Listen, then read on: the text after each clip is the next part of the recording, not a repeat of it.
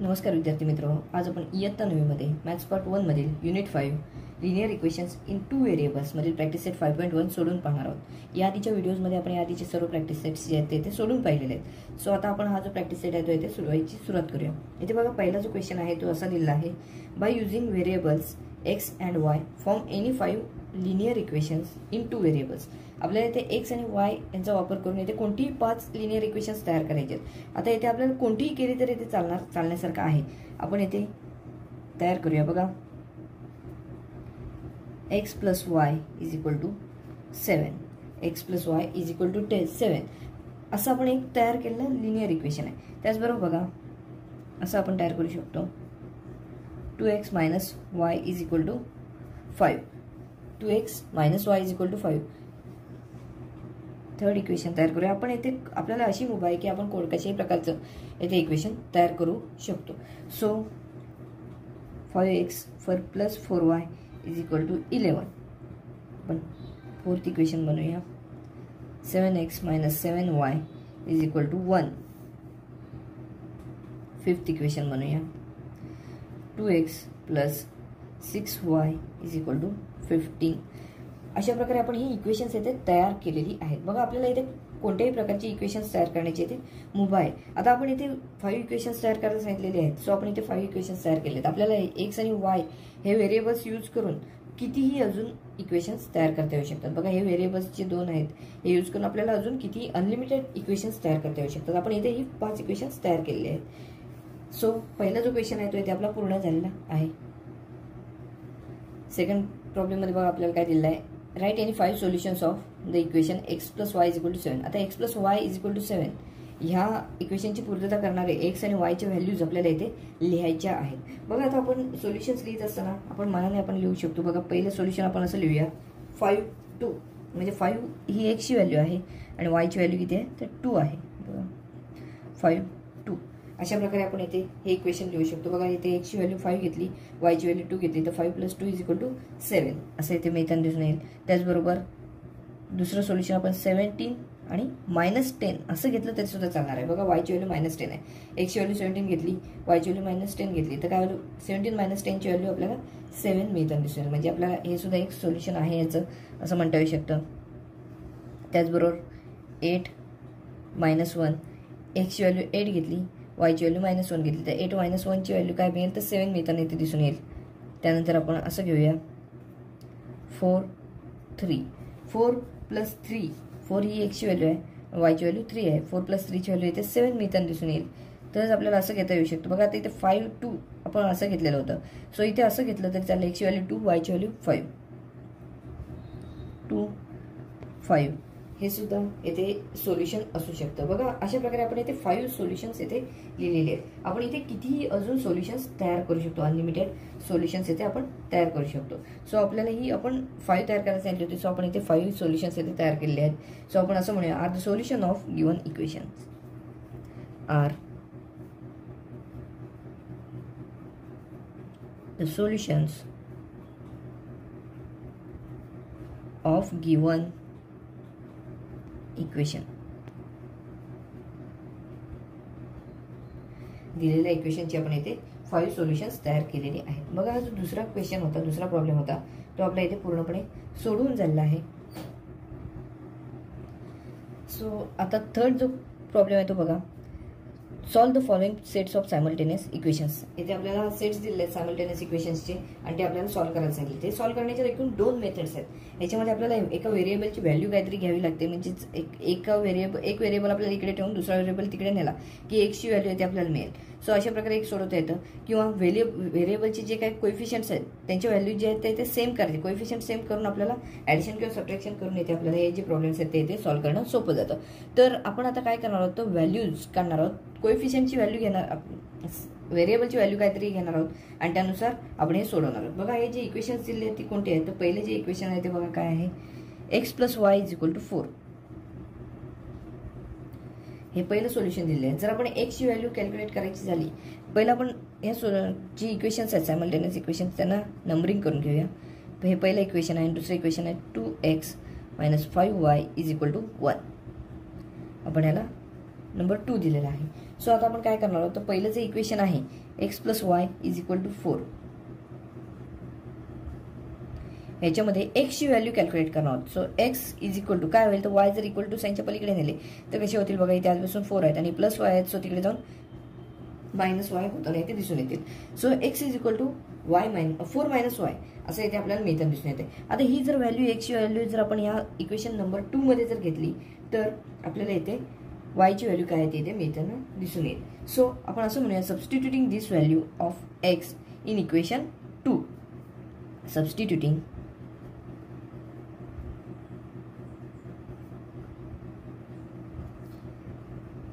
this value of x in equation 2. Equation 2 मध्ये आपण x ची व्हॅल्यू काय आहे ती इथे पुटअप करणार आहोत. इक्वेशन 2 काय आहे बघा, 2x - 5y = 1. इक्वेशन आधी आपण आहे तसंच लिहून 2x - 5y = 1 हे इक्वेशन आपण घेतलेलं आहे. आता बघा x ची व्हॅल्यू आपण काय घेतली आहे, तर 4 - y ही घेतलेली आहे. सो ही व्हॅल्यू घेऊया इथे बघा. x च्या ठिकाणी आपण लिहिणार आहोत 4 - y, परंतु 2 हे मल्टिप्लिकेशनसाठी आहेत x ला. सो 2 × ब्रॅकेट 4 - y हे येतील, मायनस हे 5y आहेत तसेच राहतील, = 1 असं इथे मी इथे दिसून येईल. आता 2 ने या ब्रॅकेटला मल्टिप्लाय केलं तर बघा काय मिळेल, 2 × 4 that is 8, y × 2 2y -2y -5y आहे तिथे = 1. आता बघा इथे जर विचार केला तर -2y -5y आहेत. सो -2y आणि -5y यांचं ॲडिशन होईल, साईन आहे तेच राहील. आपण 8 = साईनच्या पलीकडे नेऊया, प्लस 8 आहेत ते पलीकडे जाऊन -8 होतील. सो इकडे -7y 2 + 5 7 येतील. सो -7y = इथे 1 हे आधीपासून आहेत, हे 8 आहे ते -1 पलीकडे जातील, -8. आता बघा -7y = 1 मधून 8 सबट्रॅक्ट केलं तर इथे आपल्याला -7 मिळतात दिसून येतं. आता दोन्ही साईडला आपल्याला इथे मायनस साईन्स दिसत आहेत. सो इथे आपण काय करणार आहोत, तर या साईन्स जे आहेत ते इथे घालून टाकूया आपण. सो 7y = 7 असं मिळताना दिसून येईल. सो दोन्ही साईडला मायनस आहेत त्यामुळे आपण काय केलेलं आहे ते घालून टाकलेत मायनस साईन्स. तो आता y 7 जे आहे ते = साईनच्या पलीकडे नेऊया, डिवाइडसाठी जातील, मग इकडे मल्टिप्लिकेशनसाठी आहे 7/7. y ची व्हॅल्यू बघा काय मिळेल, 7/7 ची व्हॅल्यू येते 1 ही मिळताना दिसून येईल. बघा y ची व्हॅल्यू येते आपल्याला 1 ही मिळालेली आहे. आपल्याला अजून x ची व्हॅल्यू काय आहे ती इथे कॅल्क्युलेट करायची आहे. आता ही जी y ची व्हॅल्यू आहे ती आपण काय करणार आहोत, तर इक्वेशन नंबर 1 मध्ये घेतली तर आपल्याला x ची जी काय व्हॅल्यू असेल ती इथे मिळताना दिसून येते. आता आपण असं म्हणूया, सबस्टिट्युटिंग y = 1 इन इक्वेशन 1, आणि इक्वेशन 1 मध्ये आपण y ची व्हॅल्यू घेऊया. सबस्टिट्युटिंग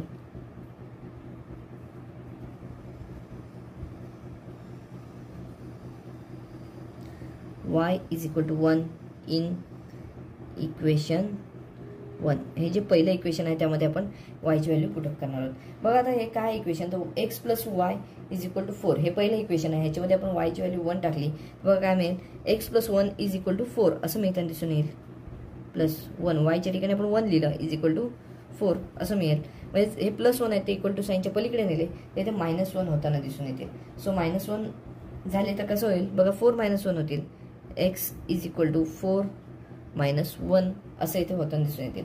सो 4 मधून 1 मायनस केले तर इथे आपल्याला काय मिळेल बघा, x = 3 ही व्हॅल्यू येते. x ची व्हॅल्यू काय आहे तर इथे 3 आहे असं इथे मिळताना दिसून येते. म्हणजे हे जे आपल्याला सोल्युशन दिलेले आहे त्या सोल्युशनची आपल्याला इक्वेशन दिलेले आहे त्या इक्वेशनची आपल्याला सोल्युशन काय मिळालेले आहे, तर 3 आणि 1 ही येथे सोल्युशन मिळालेली दिसून येतात. सो आपण असं म्हणूया, बघा इथे मी लिहिणार आहे, या साईडला लिहितोय, हे आपल्याला खरं खाली लिहायचं आहे इथे, तिथे जागा नसल्यामुळे आपण इथे या बाजूला लिहितोय. बघा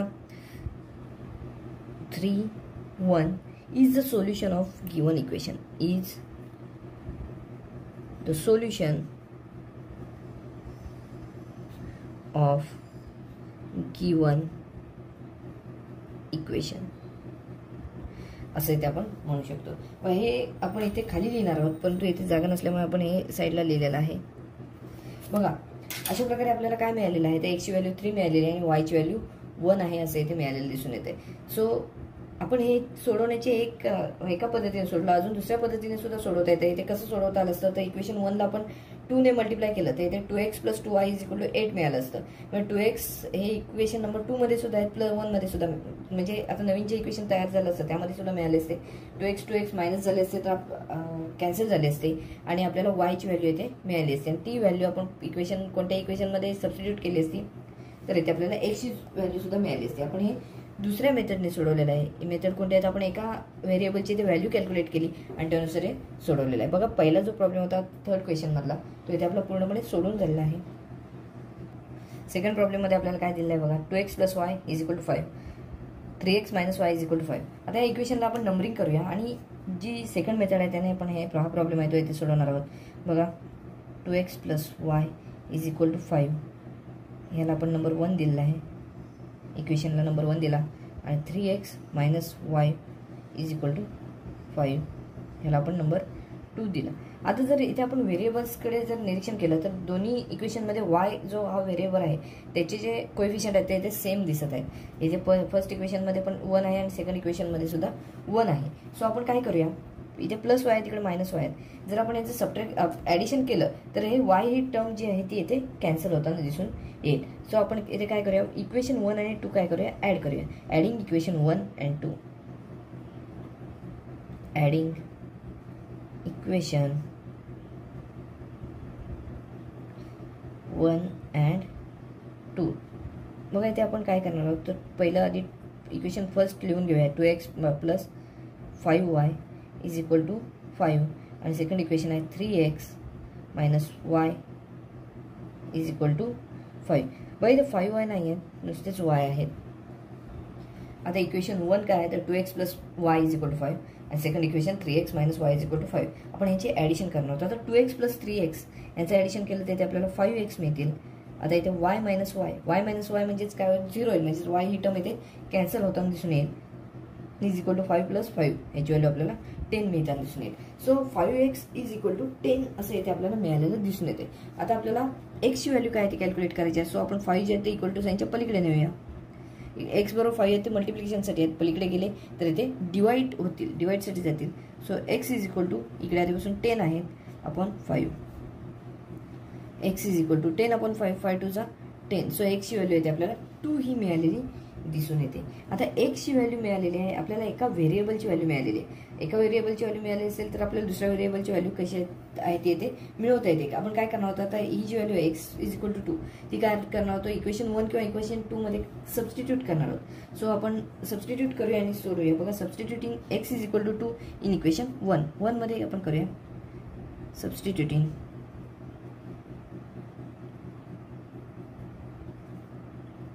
x = 2 इन इक्वेशन 1. पहिल्या इक्वेशन मध्ये करूया. पहिलं इक्वेशन काय आहे, 2x + y = 5. आता ह्याच्यामध्ये आपण काय केली तर x ची व्हॅल्यू 2 पुटअप केली. आता 2x म्हणजेच काय, 2 × x आहे. सो x ची व्हॅल्यू 2 आहे. सो आपण x × 2 × 2 घेणार आहोत. तिथे 2 × 2 + y = 5 असं इथे मिळताना दिसून येईल. आता 2 × 2 किती तर इथे 4 मिळतील. 4 + y = 5. आता 4 = साईनच्या पलीकडे नेले, +4 आहे तिकडे जाऊन -4 होतील. y = 5 - 4, y = 5 मधून 4 मायनस केले तर इथे आपल्याला 1 ही व्हॅल्यू येते मिळताना दिसून येते. म्हणजेच काय, y ची व्हॅल्यू इथे 1 मिळालेली आहे, x ची व्हॅल्यू 2 मिळालेली येथे दिसून येते. म्हणजे हे जी दोन इक्वेशन्स आहेत आपल्यासमोर दिलेली त्या इक्वेशनचे जे काय सोल्युशन आहे ते इथे काय मिळते तर 2, 1 हे काय आहे तर सोल्युशन आहे असं इथे आपण म्हणू शकतो. सो आपण इथे सेंटेन्स लिहूया, 2, 1 is solution of given equation. दिलेल्या इक्वेशनचे आपल्याला सोल्युशन्स काय मिळालेले आहेत तर x ची व्हॅल्यू 2 आहे आणि y ची व्हॅल्यू 1 आहे. So 2, 1 is the solution of given equations असं आपल्याला इथे म्हणता येऊ शकतो. बघा दुसरा प्रॉब्लेम आहे तो इथे आपला पूर्णपणे सोडवून झालेला आहे. थर्ड प्रॉब्लेम मध्ये आपल्याला दोन इक्वेशन्स दिले आहेत. बघा पहिलं इक्वेशन आहे 3x - 5y = 16 आणि सेकंड इक्वेशन आहे 3x - 3y = 8. अशी दोन इक्वेशन्स दिले आहेत. आपण इथे हे सोडवायचं आहे. आपण ह्या मेथडनेच इथे सोडवणार आहोत. बघा आता इथे काय करायचं आहे तर आता आपण इक्वेशन्समध्ये व्हेरिएबल जे आहे ते व्हेरिएबलचे कोएफिशियंट इथे कॉमन दिसतात काय असं इथे पाहूया. बघा x आहे ते 3 आहे, इथे 1 आहे. सो एक्स या व्हेरिएबल्सचे कोएफिशियंट सेम नाही आहे तसं इथे दिसते. वाय बघा इथे वायचा काय कोएफिशियंट आहे ते -5 आहे, इथे -3 आहे. सो दोन्ही ठिकाणी जर पाहिलं तर इथे कोएफिशियंट इथे आपल्याला सेम आहे तसं दिसत नाहीये. आपण इथे काय करणार आहोत तर इथे कोएफिशियंट सेम करून घेणार आहोत. बघा इक्वेशन 2 आहे, त्यामध्ये आपण इक्वेशन 2 ला आपण काय केलं तर 3 ने मल्टिप्लाय केलं तर आपल्याला एक्सचा कोएफिशियंट इथे फर्स्ट इक्वेशनमध्ये 3 आहे तेवढाच इकडे मिळताना दिसून येईल. सो आधी आपण या इक्वेशन्सला नंबरिंग करून घेऊया. 3x - 5y is equal to 16 आहे, याला आपण नंबर 1 देऊया. आणि दुसरं इक्वेशन बघा कोणतं आहे इथे तर x - 3y is equal to 8, याला पण इक्वेशन नंबर 2 दिलेलं आहे. हे इक्वेशन नंबर 2 आहे. आता यामध्ये काय करणार आहोत आपण, इक्वेशन नंबर 2 ला 3 ने मल्टिप्लाय केलं तर इथे आपल्याला काय मिळेल तर म्हणजे 3x मिळताना दिसून येतील. म्हणजे पहिल्या इक्वेशनचा जो एक्सचा कोएफिशियंट आहे म्हणजे एक्सची टर्म आपल्याला इथे कॅन्सल करणं सोपं जाईल. मग आपण काय करूया ते मल्टिप्लाइंग इक्वेशन 2/3 मल्टिप्लाइंग इक्वेशन 2/3 3 ने मल्टिप्लाय केलं तर बघा हे इक्वेशन नंबर 2 आहे. x - 3y is equal to 8. So एक्सला 3 ने मल्टिप्लाय केलं तर आपल्याला 3x मिळतील मायनस आता 3 ला 3 ने मल्टिप्लाय केलं तर इथे 9 मिळतील म्हणजेच काय 9y इज इक्वल टू आता वायला पण 3 ने मल्टिप्लाय केलं तर इथे आपल्याला 24 मिळतील. आपल्याला हे जे इक्वेशन आहे ते इक्वेशन नंबर 3 मिळालेलं आहे ते दिसून येतं. आता आपल्याला सेकंड इक्वेशनच्या ऐवजी आपल्याला थर्ड इक्वेशनचा आपल्याला वापर करायचा आहे. आता फर्स्ट इक्वेशन आणि थर्ड इक्वेशन जे आहे त्यांचं आपण निरीक्षण केलं तर 3x कॉमन दिसत आहेत. सो 3x ही टर्म्स आहे ते कॅन्सल करायची असेल तर इक्वेशन फर्स्ट आणि इक्वेशन थर्ड यांचं सबट्रॅक्शन करणं इथे गरजेचं आहे. मग इथे आपण सबट्रॅक्शन करूया. इक्वेशन 3 मधून इक्वेशन फर्स्ट आणि 3 यांचं जे आहे ते सबट्रॅक्शन इथे करूया. बघा subtracting equation 3 from by subtracting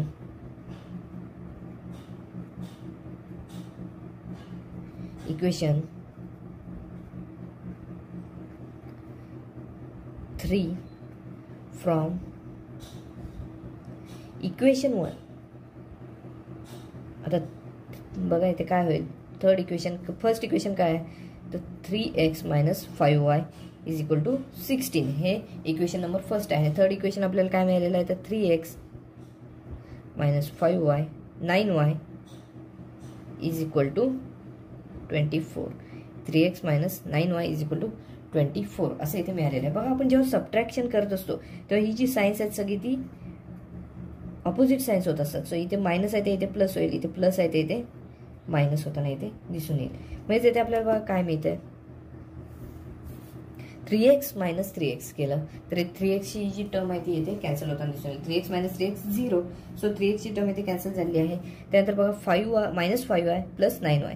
आता 9y मधून 5y मायनस केले तर इथे 4y मिळताना दिसून येईल. 4y is equal to 16 - 24. 16 मधून 24 सबट्रॅक्ट केले तर इथे आपल्याला -8 मिळताना दिसून येतील. म्हणजेच आपल्याला 4y ची व्हॅल्यू येते -8 ही मिळताना दिसून येते. आपल्याला y ची व्हॅल्यू कॅल्क्युलेट करायची आहे. आपल्याला 4 जे आहे ते इक्वल टू साईनच्या पलीकडे नेऊया. 4 × y आहेत तिकडे जाऊन डिवाइड होणार आहेत. So y is equal to -8/4. y is equal to इथे मायनस साईन आहे तेच राहील कारण इथे मायनस साईन आहे एका ठिकाणी. 4 × 2 = 8. सो इथे आपल्याला y ची व्हॅल्यू -2 ही मिळालेली दिसून येते. y ची व्हॅल्यू किती आहे तर -2 आहे. आपण बघा इथे सबट्रॅक्शन केल्यानंतर आपल्याला हे मिळालेलं आहे आणि यानुसार आपल्याला y ची व्हॅल्यू -2 ही मिळालेली इथे दिसून येते. आता y ची व्हॅल्यू -2 असेल तर इथे आपल्याला x ची व्हॅल्यू जी काय असेल ती इथे कॅल्क्युलेट करायची आहे. सो आपण काय करूया y इज इक्वल टू -2 ही जी व्हॅल्यू आहे ती इक्वेशन नंबर 2 मध्ये घेऊया. सबस्टिट्युटिंग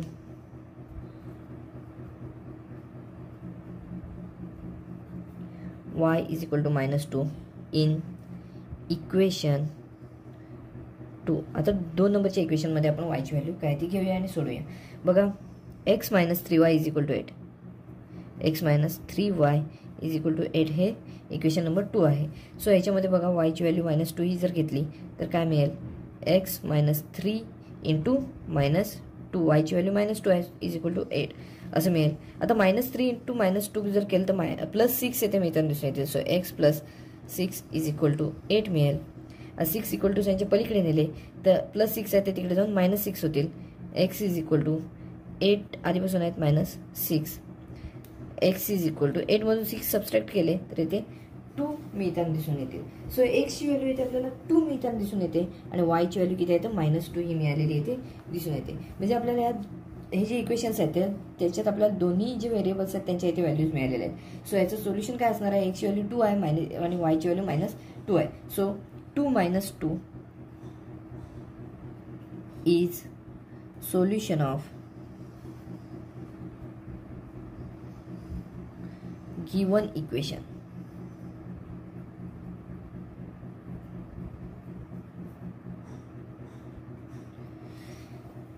एक्सची व्हॅल्यू 2 आणि वायची value -2. So 2 - 2 is the solution of given equations असं इथे आपण म्हणू शकतो. बघा थर्ड प्रॉब्लेम होता तो आपला पूर्णपणे इथे सोडून झालेला आहे.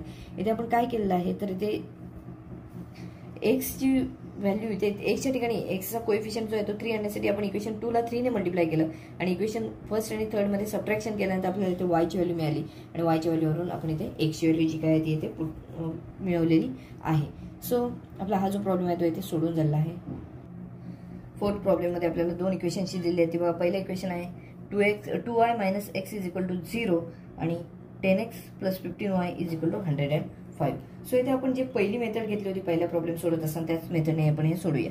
बघा इथे आपल्याला काय मिळेल, पहिले जे इक्वेशन्स आहेत इक्वेशनला आधी आपण नंबरिंग करून घेऊया. 2y - x is equal to 0 याला इक्वेशन नंबर 1 देऊया आणि दुसरं इक्वेशन काय असणार आहे तर 10x + 15y is equal to 105 याला इक्वेशन नंबर आपण 2 दिलेला आहे. सो आता पहिलं जे इक्वेशन आहे ते बघा काय आहे 2y - x is equal to 0. आता हे -x आहे ते इक्वल टू साईनच्या पलीकडे नेले तर इथे आपल्याला काय मिळेल तर +x मिळतील. So 2y is equal to 0 + x म्हणजे x मिळतील. म्हणजे आपल्याला इथे एक्सची व्हॅल्यू काय ती इथे मिळाली. एक्सची व्हॅल्यू काय आहे तर 2y आहे असे इथे आपल्याला मिळताना दिसून येते. सो आपण इथे काय करूया, ही जी व्हॅल्यू आहे ती इक्वेशन नंबर 2 मध्ये घेऊया आणि इथे सोडवण्याची सुरुवात करूया. मग इथे आपल्याला असं म्हणावं लागेल substituting x is equal to 2y in equation number 2. Substituting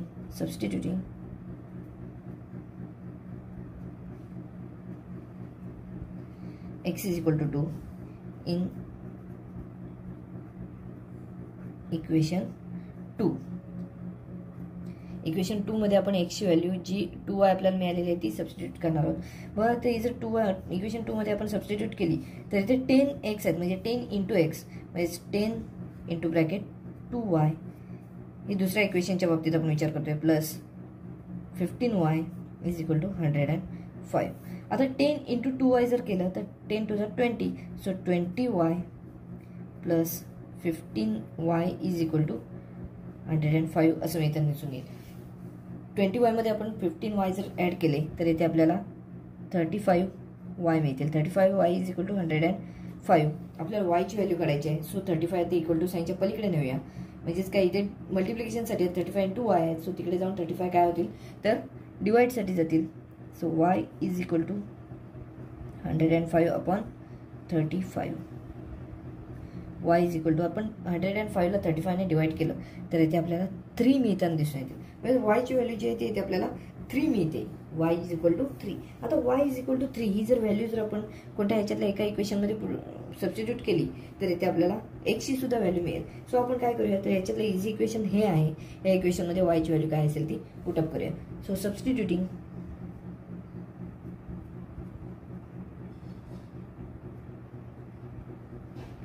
y is equal to 3 in equation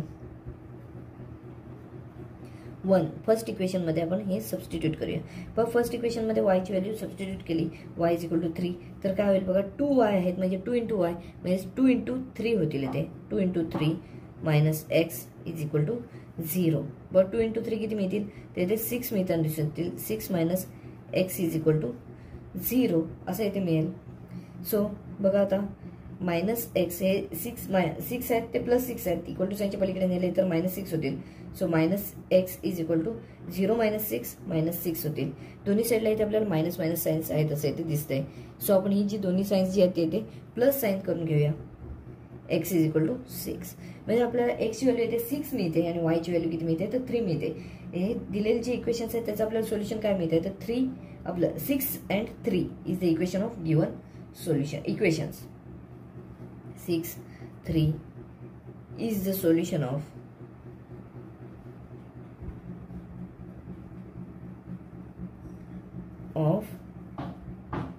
given equations. दिलेल्या इक्वेशनचे आपल्याला सोल्युशन काय मिळाले तर 6, 3 हे जे आहे ते इक्वेशनचं सोल्युशन मिळालं दिसून येतं. बघा हा जो प्रॉब्लेम होता तो आपला इथे पूर्णपणे सोडून झालेला आहे. इथे आपण काय केलेलं आहे तर इथे x ची व्हॅल्यू 2y असं इथे घेऊन इथे आपण x ची व्हॅल्यू 2y ही सबस्टिट्यूट केलेली आहे आणि इथे सोडवत गेलोय. पहिला जो प्रॉब्लेम आहे फोर्थ जो प्रॉब्लेम आहे तो इथे आपला पूर्णपणे सोडवून झालेला आहे. आपण आता याच्यानंतर पुढचा जो प्रॉब्लेम आहे तो इथे सोडवूया. फिफ्थ प्रॉब्लेम मध्ये आपल्याला काय दिलेलं आहे बघा 2x + 3y + 4 = 0 हे पहिलं इक्वेशन आहे आणि दुसरं इक्वेशन काय दिलेलं आहे तर x - 5y = 11 अशी दोन इक्वेशन्स दिलेले आहेत आणि आपल्याला इथे सॉल्व्ह करून x आणि y यांची व्हॅल्यूज कॅल्क्युलेट करायचे आहेत. पहिलं आपण हे जे इक्वेशन्स आहेत ते इथे लिहून घेऊया. पहिलं इक्वेशन काय दिलेलं आहे बघा 2x + 3y + 4 = 0 असं इथे दिलेलं आहे. आता इथे 4 आहे ते इक्वल टू साईनच्या पलीकडे नेऊया आणि आपण या इक्वेशनला फर्स्ट नंबर देऊया. बघा 2x + 3y = आता हे +4 आहेत ते तिकडे जाऊन -4 होतील. याला आपण इक्वेशन नंबर 1 देऊया. आणि दुसरं इक्वेशन काय आहे तर x - 5y = 11 याला आपण नंबर 2 देऊया. आता जर इथे आपण व्हेरिएबल्स पाहिले तर इथे बघा 2x आहे, इथे x आहे, इथे 3y आहे, तिथे 5y आहे. आता इथे आपण इक्वेशन 2 मध्ये इक्वेशन 2 ला जर 2 ने मल्टिप्लाय केलं तर इथे 2x मिळताना दिसून येतील. म्हणजे ह्या ज्या दोन टर्म्स आहेत ते कॉमन आहेत असे इथे मिळताना दिसून येईल. सो आपण काय करूया तर इक्वेशन 2 ला 2 ने मल्टिप्लाय करूया. मल्टिप्लाइंग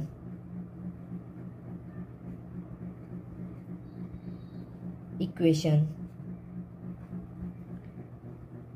2 बाय 2 ने आपण इथे मल्टिप्लाय करणार आहोत. बघा इथे 2 ने मल्टिप्लाय केलं तर x ला 2 ने मल्टिप्लाय केलं 2x मिळतील मायनस 5 ला 2 ने मल्टिप्लाय केलं तर इथे 10 आणि पुढे y आहेत तसे मिळतील आणि इथे 11च्या ठिकाणी 2 ने मल्टिप्लाय केलं तर इथे आपल्याला 22 मिळतील. म्हणजे आपल्याला सेकंड जे इक्वेशन आहे त्याच्याऐवजी आपल्याला एक नवीन इक्वेशन मिळालेलं आहे त्याला आपण इक्वेशन नंबर 3 देणार आहोत.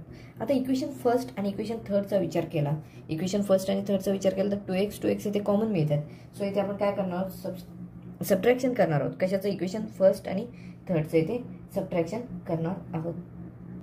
Subtracting equation third from first.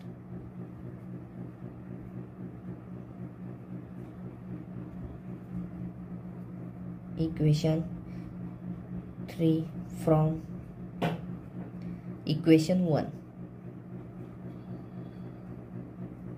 आता आपण थर्ड मधून 1 जे फर्स्ट इक्वेशन आहे ते इथे सबट्रॅक्ट करणार आहोत. फर्स्ट इक्वेशन काय आहे तर 2x + 3y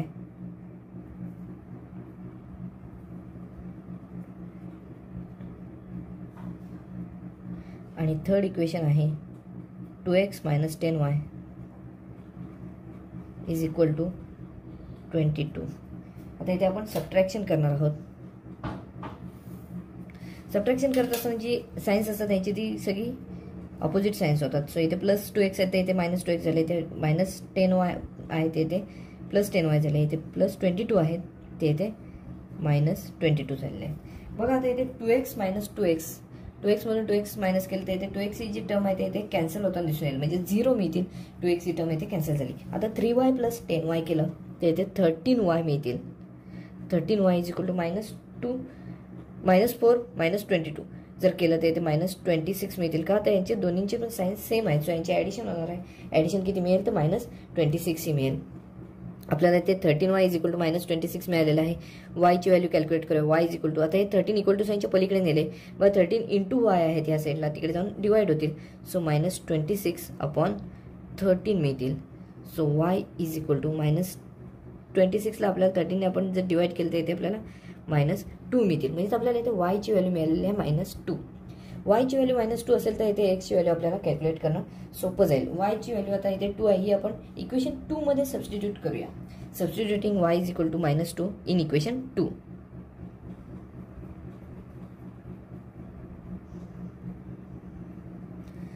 y = -2 in equation 2. Second इक्वेशनमध्ये आपण ही व्हॅल्यू आहे ती सबस्टिट्यूट करूया. सेकंड इक्वेशन बघा काय आहे, x minus 5y is equal to 11. X minus 5 into y आहे, so 5 into -2 is equal to 11. आपण वायच्या ठिकाणी -2 घेतलेले आहेत. बघा एक्स मायनस, आता इथे मायनस नाही तर प्लस होईल का, आता इथे -5 इंटू -2 जर केलं तर +10 मिळतील इज इक्वल टू 11. आता हे +10 इक्वल टू साईनच्या पलीकडे नेलं तर इथे -10 होतील. So x is equal to 11 आधीपासून आहे तिथे -10 होतील. एक्स इज इक्वल टू 11 - 10 केलं तर इथे आपल्याला 1 मिळतील. म्हणजे आपल्याला एक्सची व्हॅल्यू येते 1 मिळताना दिसून येते. वायची व्हॅल्यू किती मिळालेली आहे तर -2 मिळालेली आहे. म्हणजेच आपल्याला जे इक्वेशन दिलेली आहे त्याचं सोल्युशन काय आहे तर इथे 1 - 2 हे जे आहे ते दिलेल्या इक्वेशनचं सोल्युशन आहे असे इथे आपण म्हणू शकतो. सो आपण इथे असं म्हणूया बघा 1 - 2 is the solution of given equations. बघा हा जो प्रॉब्लेम आहे तो इथे आपला पूर्णपणे सोडून झाला. याच्यामध्ये आपण काय केलेलं आहे तर इथे इक्वेशन 2 ला 2 ने मल्टिप्लाय केलं, त्यामुळे काही टर्म आपल्याला इथे सेम टर्म्स मिळालेले आहेत आणि सेम टर्म्स इथे कॅन्सल केल्यावर आपल्याला वायची व्हॅल्यू -2 ही मिळालेली दिसून येते. आणि वायची व्हॅल्यू आपण जेव्हा इक्वेशन 2 मध्ये सबस्टिट्यूट केली त्यावेळेला आपल्याला एक्सची व्हॅल्यू 1 मिळाली आहे. So 1 - 2 is the solution of given equations इथे आपण असं म्हटलेलं आहे. हा जो प्रॉब्लेम आहे तो इथे आपला पूर्णपणे सोडून झालेला आहे. प्रॅक्टिस सेट मधला last problem 6 problem 2x - 7y is equal to 7. हे पहिलं इक्वेशन आहे. दुसरं इक्वेशन आहे 3x + y is equal to 22. आता ही दोन इक्वेशन्स आपल्याला इथे सॉल्व्ह करायचे. आपण या दोन्ही इक्वेशनला नंबरिंग करून घेऊया. 2x - 7y is equal to 7 हे फर्स्ट इक्वेशन आहे आणि सेकंड इक्वेशन आहे 3x + y is equal to 22.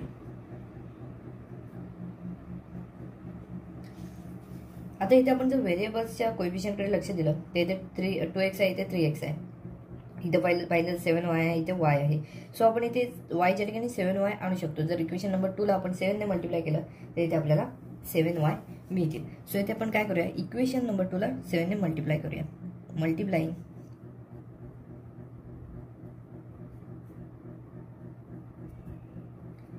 Equation 2/7 ने आपण इथे मल्टिप्लाय केलं.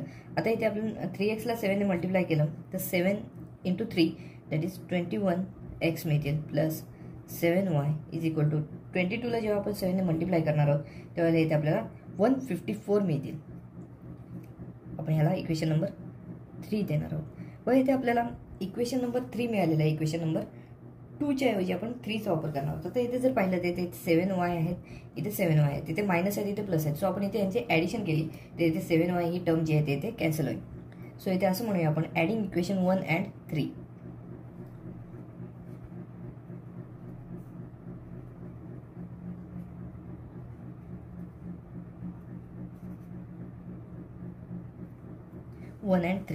फर्स्ट इक्वेशन काय आहे तर 2x - 7y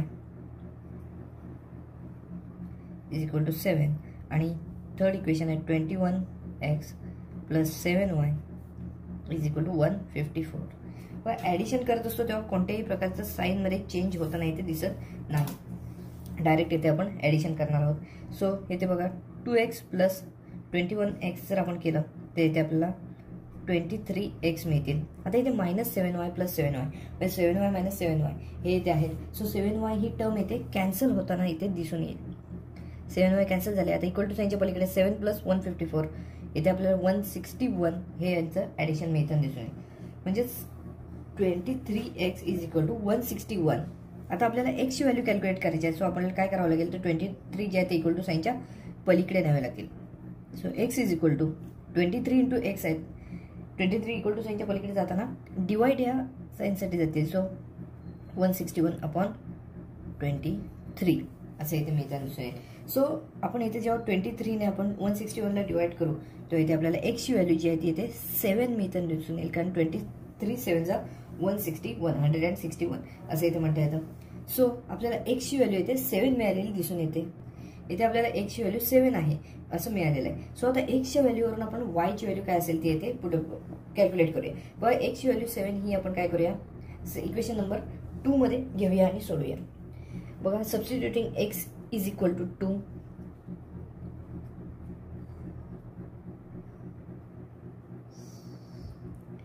x is equal to 2 नाही ते 7 मिळालेले. X is equal to 7 in equation 2. Equation 2 मध्ये आपण व्हॅल्यू जी आहे ती पुटअप करणार आहोत. इक्वेशन 2 जे आहे ते बघा इथे 3x + 7y = 22. आता 3x म्हणजे काय 3 × x. एक्सची व्हॅल्यू इथे आपण 7 घेतलेली आहे. सो 3 × 7 मिळतील. 3 × 7 + y = 22. 3 × 7 that is 21 + y = 22 असं इथे आपल्याला मिळताना दिसेल. 21 + y = 22 असं मिळते. आता हे 21 आहे ते इक्वल टू साईनच्या पलीकडे नाही तर -21 होतील. सो y = आता इथे आधीपासून 22 आहेत -21. हे जे 21 आहेत ते इक्वल टू साईनच्या पलीकडे मायनस साईनसाठी गेलेले आहेत. सो 22 - 21 वायची व्हॅल्यू येते. 22 मधून 21 सबट्रॅक्ट केलं तर इथे 1 ही मिळताना दिसून येते. सो या इक्वेशनमध्ये बघा आपल्याला काय एक्सची व्हॅल्यू 7 मिळालेली आहे आणि वायची व्हॅल्यू 1 मिळालेली आहे असं इथे दिसून येते. सो याचं सोल्युशन काय असणार आहे तर 7 1 is the solution of given equations. आपण असं म्हणू शकतो 7 1 एक्सची व्हॅल्यू पहिली लिहावी लागते. सो एक्सची व्हॅल्यू 7 वायची व्हॅल्यू 1 ही नंतर आपण लिहिलेली आहे. Is the solution of